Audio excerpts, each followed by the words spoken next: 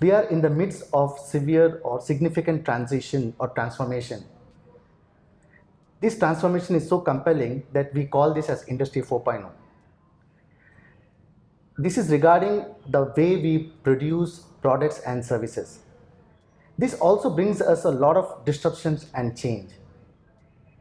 So the key question is, how do we manage this or how do we handle this?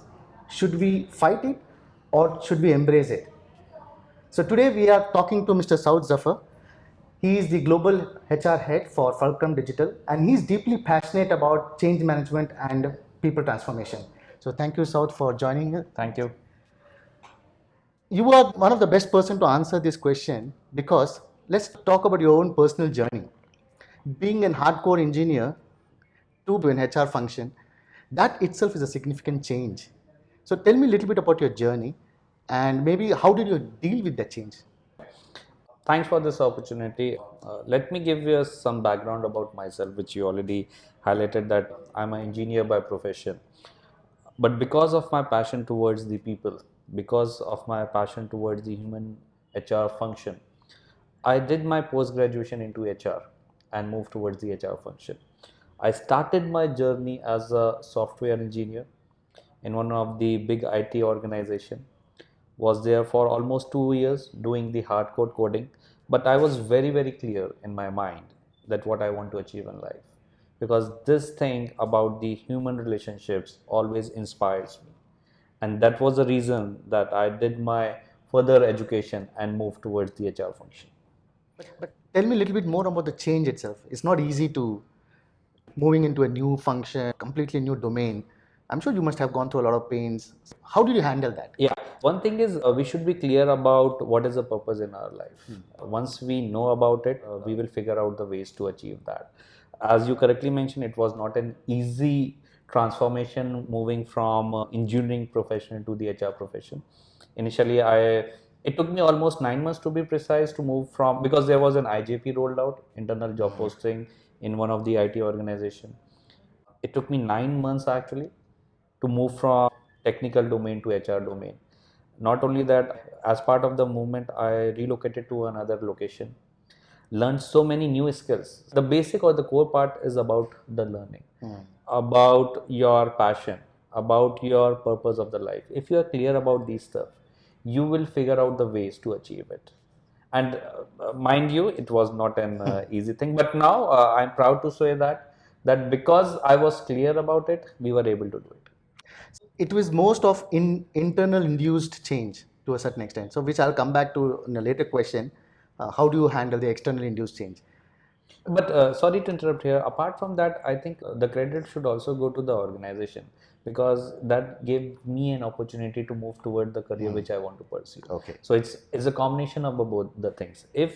If I would have not got that opportunity with that organization, I would have explored that opportunity outside. So it's very important for the organization also to invest in the right talent at the right time and for the right opportunity. Coming back to this Industry 4.0, there's so much of disruption and change is happening. What's your view in terms of the entire skill set landscape? From that perspective, and this is I am speaking in various forums about it, the topmost skills which I feel is required is the creativity, is about the emotional intelligence, about learning, very important aspect, learning. And when you're talking about learning the new things, unlearn the old things, learn the new things. So you should be very vigilant about what is happening in the industry. And there is no fixed method for learning. You have Google, you have YouTube, there's so much to explore. And then at the same time, many organizations are doing lots of investment with them. For example, if I have to cite an example about Fulcrum, so here also we have a career development plan, which is through a structured learning plan, what we are talking about. So these things are very integral. But if you talk more from a skills perspective, as I talked about creativity, emotional intelligence, innovation, leadership. And when you're talking about leadership, it's not only about the title or the designation. Absolutely. It's about making that change happen on the ground. And the fifth part, which we mentioned in our introduction, is embracing the change. Because if you're not going to do that, I don't think so we'll be move ahead in our careers. That was one of my follow-up question on embracing the change. With this kind of disruption and the change happening on a very constant basis, how an IT profession should take this forward? How should they plan? How should they be prepared about, because things could change. Today is something, tomorrow something. So how do they manage? I feel the mantra for that is a couple of things. Every year we should set a target. Like every year we have a new year resolution. So every year we should have a newer resolution that what are the learnings which I am going to embrace this year. One domain certification, one technical certification. Whether the organization is supporting or not is secondary to me in that perspective. Because if I have to do it, I will do it. So those two are very critical part. Then apart from that is how to apply that application or learning in your day-to-day learnings. Because many times what we do, we go through a certification, but we don't get an opportunity to pursue that in our day-to-day life. So somewhere we should force that yes, I have done this certification. Now what next? How to do it on the job learning. No matter what's an external induced change happens, a person, if it's very clear about what he or she wants to do and what is he deeply passionate about, and then constantly works on improving his or her skills, will definitely able to manage this change very well. Correct. So change is not an option, is the necessity. Exactly. And gone are those days that we just need have one technical certification or the knowledge and we'll go ahead. No, every year there are new versions. Just to give you an example, Android, there's so many new versions. Okay, every year new phones have been launched.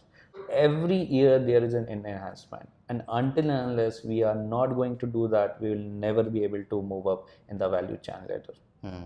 And this I'm talking more from an Indian context perspective. And one very important stats which I want to highlight here is that this is an era where we can make a change or we can make a difference, because from a workforce perspective, 27 of the population is from our country.